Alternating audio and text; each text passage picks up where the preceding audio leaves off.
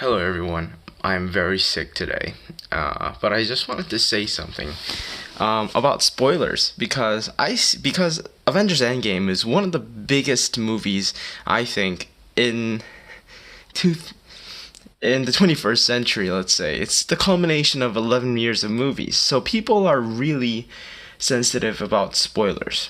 So I wanted to say a few things that I think people don't realize, mistakes that people make that people don't realize. A few of them, actually. All right. Number one, don't mention. Of course. Oh, by the way, before I start, there are going to be spoilers for Avengers Endgame. So if you haven't watched that movie, go watch that movie. It's awesome, and then come back. Because you want to know how to deal with spoilers, and this applies to everyone who has watched the movie and who has not watched the movie. Alright, number one. The best way to view a movie without spoilers is to not access anything related to that show or movie. So don't watch any videos.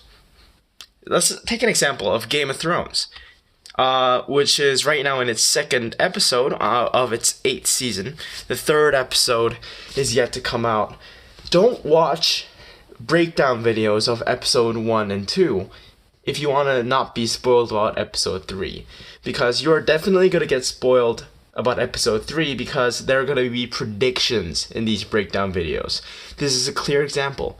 Just don't watch anything. Don't access anything related to that show if you don't want to be spoiled at all. I think Game of Thrones is also a really good example of this. Number two, you have to acknowledge this. As much as people say don't spoil the movie, as much as a lot of people just say don't spoil the movie, there are always going to be trolls who spoil the movie. I was spoiled before watching Avengers Endgame on the internet, and I watched the movie the day it came out. Yeah, I got spoiled in that time frame of 12 hours because it comes out in the first viewings shot in the morning, and I watched it at night. I was spoiled in those 12 hours, and I wasn't searching anything related to Endgame.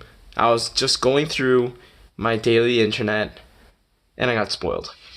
Because people, they're mean. There are always going to be people who spoil. You have to acknowledge this. And this leads me to my third point. People who've seen the movie. I understand that you don't want other people to be spoiled. Especially for this movie, because you understand how fun it is without being spoiled. Don't react to the people who spoil. Now, for example, on Reddit, it's fine if you downvote it, because if you downvote it, people won't be able to see it. That's great. That's a great way to prevent spoilers.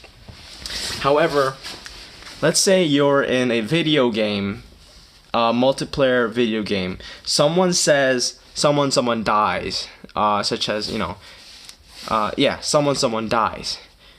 Then if you watch the movie and if you say don't fucking spoil the movie, man, then that kind of confirms that is actual thing that happens.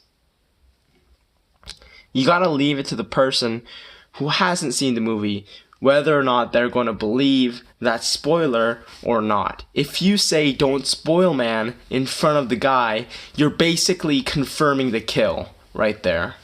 Another example, a great example of this is excuse me. When they were doing the press for Infinity War, Don Cheadle, War Machine, and Mark Ruffalo were doing an interview, and Mark Ruffalo, he's famous for spoilers.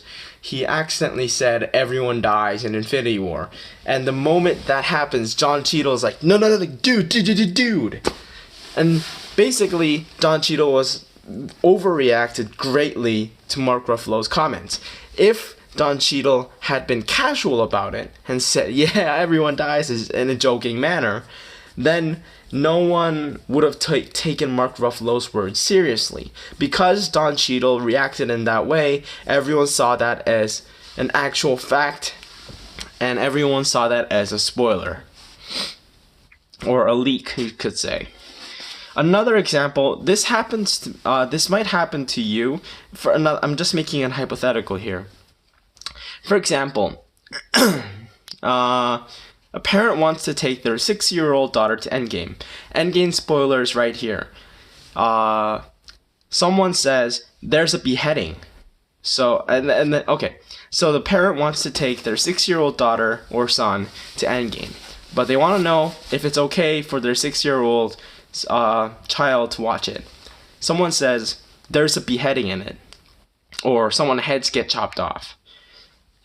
Now, someone, let's call him C, says, dude, don't fucking spoil the movie. This right here is another way of implicitly spoiling the movie for the parent. Because just because that they say that there's a beheading. Now, this is a thing that can happen. You gotta walk the fine line of spoilers here. If you just say that there's a beheading or someone's head gets chopped off, you're not saying whether a main player's head is getting chopped off, or a random soldier's heads getting chopped off, or a hero's head is getting chopped off. It doesn't really matter at that point. Of course, it's also going to affect the movie experience. Because whenever someone's head gets chopped off, you kind of see like, oh, I heard that. Of course, that's not the ideal movie experience. However, there's nothing you can really do in that situation. The person C, in fact, is making it worse for the person who hasn't seen the movie when he says those comments. Because I see a lot of people trying to protect people who haven't watched the movie, and in fact spoiling the movie for them. So you have to remember this. There are always going to be people who spoil, because there are always going to be trolls who spoil.